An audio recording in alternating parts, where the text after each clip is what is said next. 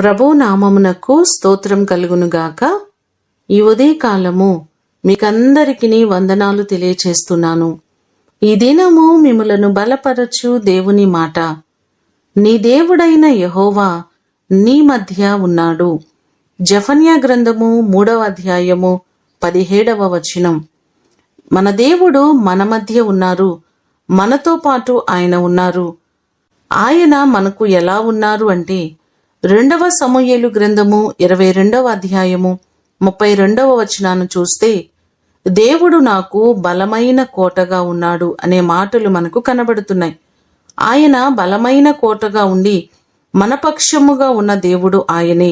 మొదటి దినవృత్తాంతముల గ్రంథము 22వ అధ్యాయము 18వ వచనాన్ని చూస్తే ఎట్లనగా, మీ దేవుడైన యెహోవా మీతో కూడా ఉన్నాడు కదా, చుట్టూనున్న వారి వలన తొందర లేకుండా ఆయన మీకు నెమ్మది ఇచ్చియున్నాడు కదా అనే మాటలు మనకు కనబడుతున్నాయి.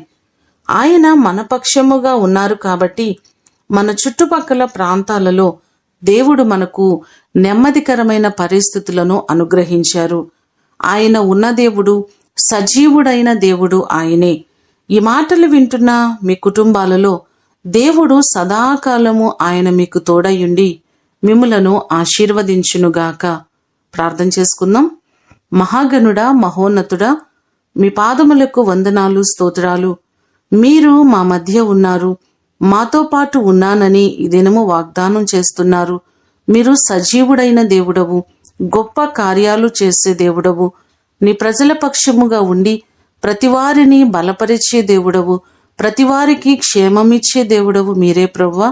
నీ కృపచేత మా ప్రియులెల్లరినీ జ్ఞాపకం చేసుకొని ప్రతివారికి మీరు తోడుగా ఉండండి.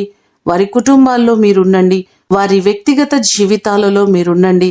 మీ సన్నిధి, నీ ప్రసన్నత ఈ దినమంతా ప్రతివారికి మీరు కలుగ చేయమని యేసు అతి ఘనమైన నామమున అడిగి వేడుకొని పొందియున్నాము తండ్రి. ఆమేన్. దేవుడు మిమ్ములను దీవించునుగాక.